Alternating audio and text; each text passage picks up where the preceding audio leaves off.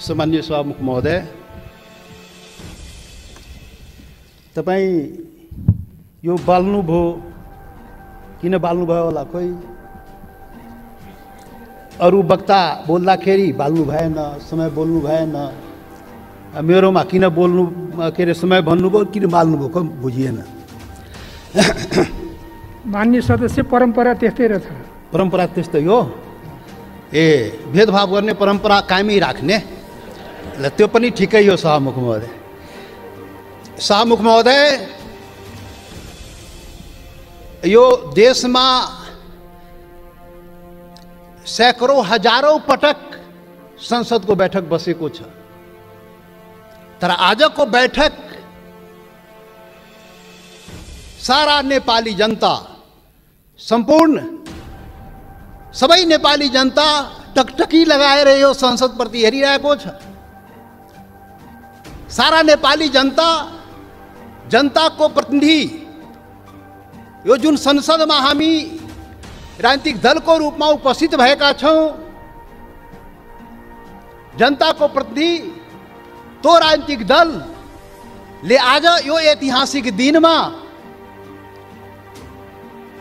के भन्दैछ, के गर्दैछ, तो चाहिँ सबै सम्पूर्ण नेपाली जनताको जिज्ञासा र ध्यान चाहिँ आजको संसदको बैठकमा छ। सभामुख महोदय, त्यसैले यहाँ सञ्चार माध्यम पनि आजको बैठक ऐतिहासिक बैठक भनिरहेको थियो र वास्तवमा भन्यो भने आजको बैठकमा वास्तवमा ऐतिहासिक बैठक नै हो। सभामुख महोदय, त्यसैले ऐतिहासिक बैठकको दिन के बत्ती बाल्ने, के समय निर्धारण गर्ने, बोल्ने मनमा भएको कुरा बोल्न दिनुपर्छ। सभामुख महोदय,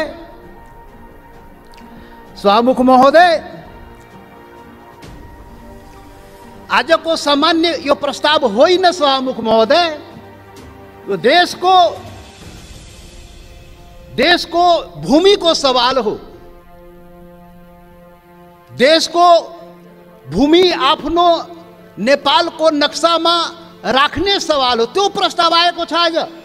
यो सामान्य प्रस्ताव होइन। सभामुख महोदय, सम्पूर्ण नेपाली जनताको ढुकढुकी त्यहाँ रहेको छ। सभामुख महोदय, भावना चाहिँ रहेको छ त्यहाँ। त्यो सम्बन्धमा बोल्दाखेरि जनताको प्रतिनिधिले आफ्नो कुरा राख्न सक्नुपर्छ।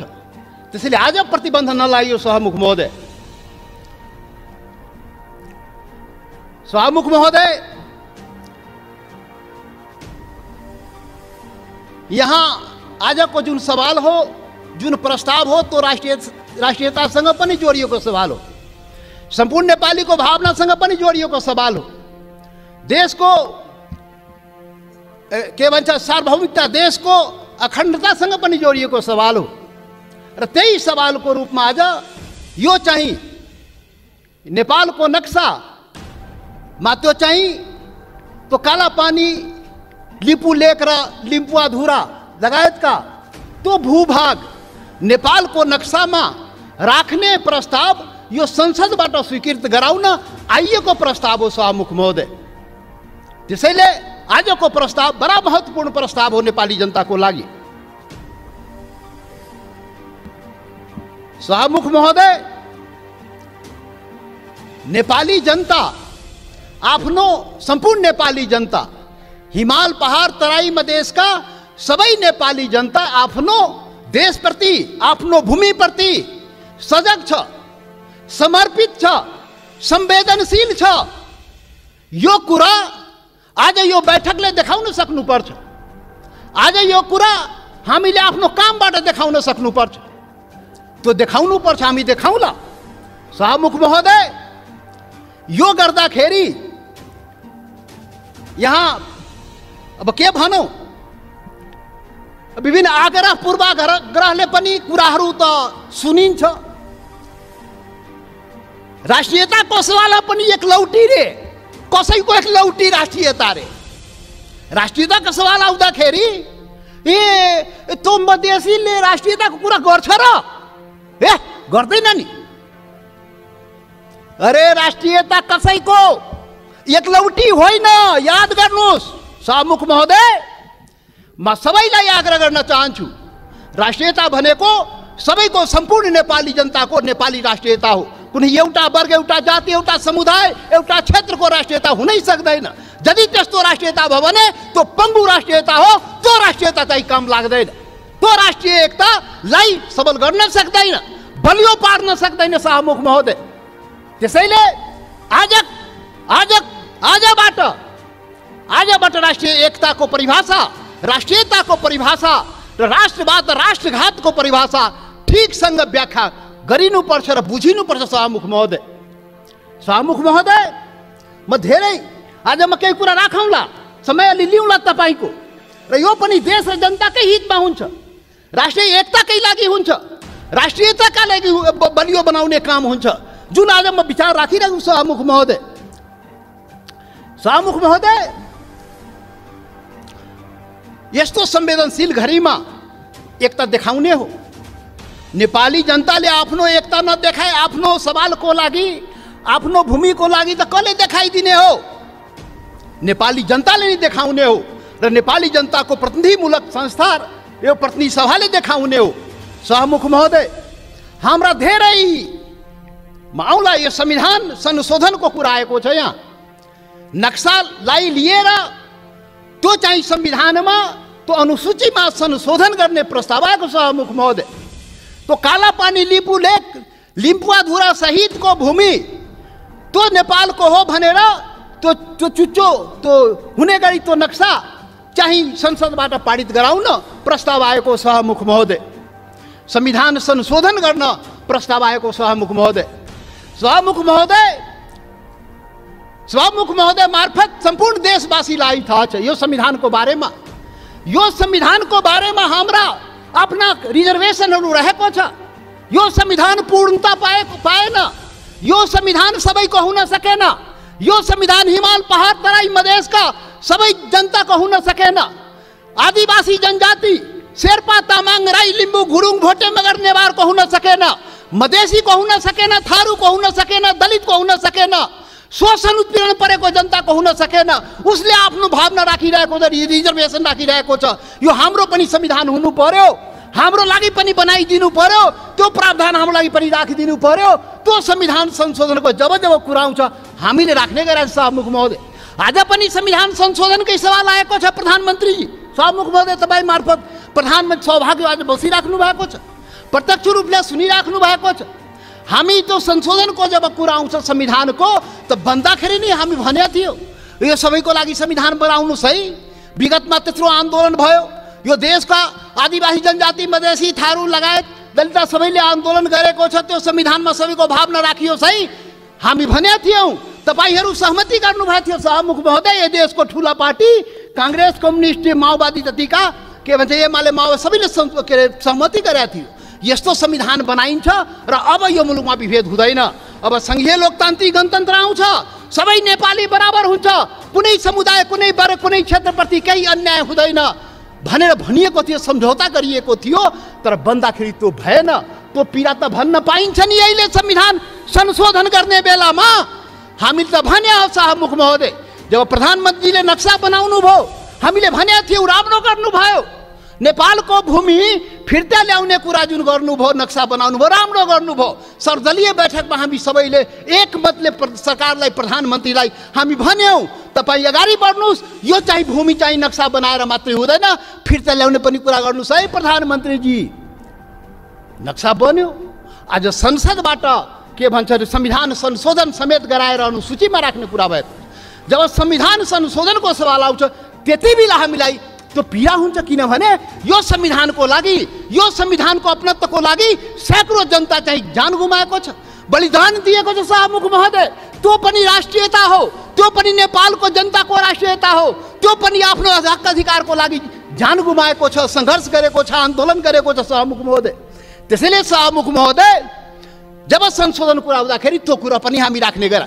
त्यसैले हामीले भनेका थियौँ शाहमुख महोदय प्याकेजमा ल्याइदिनुहोस्, यो त्यो कुरा पनि ल्याइदिनुहोस् न, जो हामीले उठाएका सवालहरू पनि त्यो पनि ल्याइदिनुहोस् न, सँगसँगै ल्याइदिनुहोस् न। अनि राम्रो हुन्छ। अनि राष्ट्रिय भूमि मात्र होइन, जनता पनि राष्ट्रियता हो नि त। भूमि मात्रै होइन, जनता समेत, भूमि र जनता मिलाएपछि राष्ट्रियता हुन्छ। जनताको सवाल पनि ल्याइदिनुहोस् न भने आग्रह गरे हो। बिन्ती गरे सभामुख महोदय, तर खोइ आएन। मजबुरन हामी चाहिँ छुट्टै के अरे प्राइभेट बिलको रूपमा यहाँ ल्याउनु पर्यो सभामुख महोदय। अब पछि विचार होला सायद। अब यो 7औं संविधान सभामुख महोदय, 6वटा संविधान त नाश भयो मुलुकमा। 70 वर्षमा 7वटा संविधान, 6वटा संविधान यही कुकर्मले गर्दाखेरि, यही गतिविधिले गर्दाखेरि समाप्त भयो। जनताको माग अनुसार समय सापेक्ष संशोधन भएन भने संविधान जाँदो रहेछ। त्यसैले यो 7औं संविधान, संघीय लोकतान्त्रिक गणतन्त्रको संविधान बडा मेहनतले, त्याग बलिदानले नेपाली जनताले ल्याएको छ। त्यसले यो संविधानको रक्षा हुनुपर्छ। रक्षाको लागि त्यसमा समय सापेक्ष जनताको माग अनुसार सुधार परिवर्तन गर्नुहोस्। बाइबल कुरान गीता नबनाउनुहोस्। अब प्रधानमन्त्रीले उचित आवश्यकता भन्नुहुन्छ, खोइ अब कहिले उचित आवश्यकता आउने थाहै छैन। अब खोइ कसरी हुन्छ हो, त्यो भएन सभामुख महोदय। त्यसैले आजको दिनमा त्यो याद गर्न, रिमाइन्ड गर्न खोजेको, सम्झाउन खोजेको यो संविधान संशोधनको सवाल आउँदाखेरि त्यो जनताको, त्यो हिमाल पहाड तराई मधेसका जनताको भावनालाई पनि सम्झिदिनुहोस्। सम्पूर्ण म भने थिएँ पहिलो दिनमा, पार्टी ठुलो भयो, दिललाई ठुलो बनाउनुहोस् प्रधानमन्त्रीजी भने थिए, प्रचण्डजी भन्ने थिए। तपाईँ दुईजना शीर्ष नेतालाई दिल ठुलो बनाउनुहोस्, त्यो दिलमा सम्पूर्ण नेपालीलाई समेट्नुहोस्, हिमाल पहाड तराई मधेसका सबैलाई समेट्नुहोस् र सबको नेता बन्नुहोस्, सबको संविधान बनाइदिनुहोस्, त्यो भने थिएँ। तर आजसम्म त्यो काम भएन। अब होला कि आज जुन यो संवेदनशील समयमा पनि हामीले कुरा उठाइरहेकोमा अब हुन्छ। त्यसैले सभामुख महोदय, सबै असन्तुष्टिका बावजुद हाम्रो पुरै असन्तुष्टि छ संविधानप्रति, हाम्रो अधिकारप्रति, पहिचानप्रति, यो देशको जनताको अधिकार र पहिचानप्रति, हिमाल पहाड तराई मधेसको जनताको अधिकार र पहिचानप्रति, उसको समानता र विभेद के विरुद्धमा यो विभिन्न कुराहरू, हाम्रा रिजर्भेसन छ, हाम्रा असन्तुष्टिहरू छ। तर पनि आज जब देशको सवाल उठेको छ, राष्ट्रियताको सवाल उठेको छ, हाम्रो भूमिको सवाल उठेको छ, यो अवस्थामा सबै असन्तुष्टिहरूलाई थाती राखी जनता समाजवादी पार्टीले यो प्रस्ताव, जुन यो नक्सा सम्बन्धी प्रस्ताव जुन आएको, त्यो प्रस्तावलाई जनता समाजवादी पार्टीले सहर्ष समर्थन गर्दछ। त्यसलाई हामी सर्वसम्मत रूपले समर्थन गरेका छौँ सभामुख महोदय। याद रहोस्, हाम्रा असन्तुष्टि हिमाल पहाड तराई मधेसका जनता, तो शेर्पा तामाङ राई लिम्बू गुरुङ भोटे मगर नेवार थारू मधेसी दलित, त्यो जनताको भावनालाई बुझिदिनुहोस्। यसरी देश चल्दैन त्यति मात्रै भन्ने हो सभामुख महोदय। जनता समाजवादी पार्टीले यो प्रस्ताव, जुन यो नक्सा सम्बन्धी प्रस्ताव जुन आएको, त्यो प्रस्तावलाई जनता समाजवादी पार्टीले सहर्ष समर्थन गर्दछ। त्यसलाई हामी सर्वसम्मत रूपले समर्थन गरेका छौँ सभामुख महोदय। यसरी देश नचलाउनुहोस्, यो सबैको देश हो। राष्ट्रियता भनेको सम्पूर्ण नेपालीको जनताको मनमा आफ्नो देशप्रति भावना छ र त्यही भावनाको यहाँ प्रतिबिम्बित यहाँ भएको छ। जति असन्तुष्टि भए पनि जब देशको सवाल आउँछ, हामी एकजुट भएर उभिन्छौँ। आज हाम्रो बारेमा त अनुहार हेर्ने बित्तिकै मधेसी, यो त राष्ट्रघाती नै होला, यो त मधेसी, यो त विदेशी नै होला, यो त भारतीय नै हो भनेर कुण्ठाबाट भरिएका नस्लीय चिन्तन बोकेकाहरू आजदेखि त्यो हटाइदिऊ। नेपाली सीमाको रक्षा प्रत्येक मधेसी सेना भएर सीमाको रक्षा गरेको छ सभामुख महोदय। नेपालको सेना त्यहाँ बस्नु पर्दैन। मधेसी जनता त्यो सीमाको रक्षा गरेको छ, इमान्दारीसँग गरेको छ। तपाईँ विभेद गरे पनि, तपाईँ अन्याय गरे पनि, सरकारले विभिन्न प्रकारले उसलाई पीडा पुर्याए पनि आफ्नो सीमाको रक्षाको लागि लडेको छ, मरेको छ। त्यसैले सभामुख महोदय, अब यो जनता समाजवादी पार्टी, अब भर्खर हामी एकता प्रक्रियामा पुरा पनि भएको छ, निर्वाचन आयोगमा गएको छ। एक भइसकेर यो वैकल्पिक शक्ति निर्माणको लागि, राष्ट्रिय शक्ति निर्माणको लागि हामी प्रक्रियामा अगाडि बढिसक्यौँ सभामुख महोदय। अब अन्तमा सभामुख महोदय, अब तपाईँ लाइन त नकाट्नु होला, अब अन्तमा आइसके। सभामुख महोदय, एउटा कुरा देशवासी जान्न चाहन्छ, ल यो फेरि राष्ट्रघाती यो देशमा हुने हो कि? यो राष्ट्रघाती को हो यो देशमा? पहिचान गर्नु पर्यो। यो राष्ट्रघाती हो को यो देशमा? देश बेचुवाहरू को हो? अरे देश बेचुवाको खोजी हुनुपर्ने नेपाली जनताले त्यो पनि खोजिरहेको छ। अरे त्यो त हाम्रो छँदै थियो नि, त्यो जमिन, तो काला पानी लिपू लेक लिपुआ धोरा सहित को नक्शा तो नेपाल को नक्शा में तो थियो 58 वर्ष पहले। अरे कुन देश बेच्यो वाले देश बेच्यो श्वेत पत्र खोइ जारी गरेको श्वेत पत्र जारी गर्नु पर्दैन। टुडी खेलमा राष्ट्रघातले झुन्ड्याउनु पर्दैन ढाकछोप गर्ने। अरे सभामुख महोदय महाकाली सन्धि हुँदाखेरि अरे 25 वर्ष पहिले महाकाली सन्धि भएको थियो र यही संसदबाट पारित गराइएको थियो। त्यो महाकाली सन्धि कसरी भयो? अरे त्यसमै थियो नि महाकाली सन्धिमा लिपुले काला पानी लिम्पुवाधुराको महाकालीको स्रोत त्यो नदीको स्रोत मुहान कता त्यो क्लियर भएको भए त हाम्रो जमिन मिचिन थियो र किन भएन? यही संसदबाट पारित गराइएको थियो। कसले पारित गरायो? कसले सम्झौता गर्यो? कसले पारित गरायो? म त सुनेको छु त्यति बेला म सांसद थिइनँ। पार्टी पनि फोरेर पारित गराइयो भो। अरे कस्तो राष्ट्रवादी काम गरे हो? महाकालीलाई संसदबाट पारित गराउँदाखेरि त्यो मुहानको चाहिँ महाकालीको मुहानको चाहिँ पत्तो नलाउने र त्यसलाई चाहिँ संसदबाट पारित गर्ने। त्यसैले राष्ट्रघातीको पहिचान हुनुपर्छ सभामुख महोदय। सकिनै लाग्यो सभामुख महोदय। यो राष्ट्रवादी कुरा हो, यो खोखला राष्ट्रवादी कुरा होइन।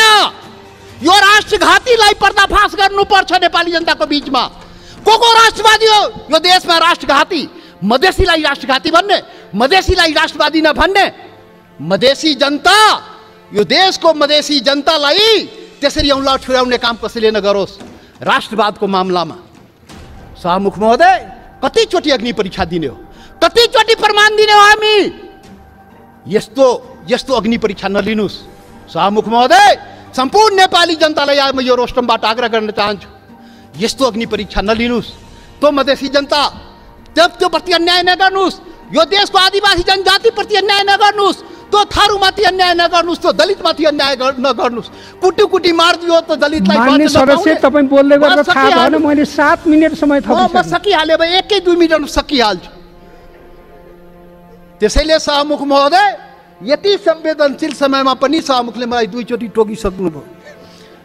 कसरी हुन्छ खोइ बुझ्न सकिएन। लकीर का फकीर। अब प्रधानमन्त्री बन्नुपर्छ समय किटान नहुनलाई। यहाँ प्रधानमन्त्री भएर उहाँ प्रचण्डजी र देउपाजी बोल्दाखेरि समय किटान नहुने, किनभने प्रधानमन्त्री रे। अब जनता समाजवादी पार्टी यो देशको प्रधानमन्त्री भएर अनि रोस्टम आएपछि बल्ल त्यो समय पाउने भयो सभामुख महोदय। ठिक छ, त्यो पनि देखाउँला, त्यो पनि नेपाली जनताले देखाउँछ। वेट गर्नुस्। अब राष्ट्रघातीको पहिचान पनि नेपाली जनताले गरेर त्यसलाई टुरी खेलमा झुन्ड्याउनु पर्यो, श्वेतपत्र जारी गर्नु पर्यो। प्रधानमन्त्रीजी सरकारलाई हाम्रो आग्रह। त्यसैले अन्तमा अब सभामुख महोदय अब हात जोडेर प्रधानमन्त्रीलाई के म प्रार्थना गरेको भने यो कागजमा कोरेर नेपाली जनता पाउँदैन। त्यो जमिन चाहियो के, त्यो जग्गा चाहियो नेपाली जनतालाई, भूमि चाहियो। यो चाहिँ समय यो लोड सेडिङ जस्तै बत्ती आए गए जस्तै नक्साबाट उडाइदिने फेरि राखिदिने अनि कुर्सी बचाउनलाई राख्या हो कि के हो त्यो पनि मान्छेले भन्छ। के हो अब के हो? त्यसैले सभामुख महोदय त्यो जमिन फिर्ता ल्याइदिनु पर्यो प्रधानमन्त्रीजी सरकारले वार्ता गरेर। फेरि वार्ता हेर्नुहोस् सभामुख महोदय, यो बडा संवेदनशील कुरा म भन्दैछु। नेपाल भारतको सम्बन्ध सिंहदरबार र दिल्ली दरबारले बनाएको होइन, याद गर्नुहोला। यो देशको प्रधानमन्त्री केपी ओली र मोदी नरेन्द्र मोदीले बनाएको सम्बन्ध होइन, यो दुई देशको जनताको बीच बनेको सम्बन्ध, हजारौं वर्षदेखि बनेको सम्बन्धको कडी हो। त्यो हर प्रकारको सम्बन्ध जनताको बीचमा छ, खुला सीमा छ। करोडौं जनता जो तपाईको जनता मधेसको जनता हो त्यो त्यसको उपभोग गरिरहेको छ। ऊ आफ्नो दाल नुन चिनी कसरी आउने हो, दवादारुको त्यो आफ्नै स्तरबाट त्यहाँबाट ल्याउँदो रहेछ। नेपाल सरकारलाई थाहा नभए मतलब नभए पनि चलिरहेको छ। त्यो सम्बन्ध हो, विशेष सम्बन्ध हो। त्यसैले वार्ता राम्रोसँग गर्नुस् र भूमि फिर्ता ल्याउनुस्, वार्ताको माहौल बनाउनुस्, वातावरण बनाउनुस्। यहाँ संसदमा उल्टा पल्टा कुरा गरेर सम्बन्ध के छ माहौल बिगारेर त्यो चाहिँ अलि अप्ठ्यारो भइजान्छ सभामुख महोदय। त्यसैले त्यो चाहिँ वार्ताको माहौल बनाएर हामीलाई जग्गा फिर्ता चाहियो, नेपाली जनतालाई के अरे यो जग्गा फिर्ता चाहियो। त्यसैले अब जनताले के भन्छ भने यो कोरोनाको अवसरमा जनताको जीवन रक्षा नगर्ने सरकारले हाम्रो भूमिको रक्षा गरिदिन्छ भने जनताले भनिरहेको छ। त्यो चुनौती तपाईँको अगाडि छ। जनताको जीवनको रक्षा पनि गर्नुपर्छ, हाम्रो भूमिको रक्षा पनि गर्नुपर्छ। धन्यवाद।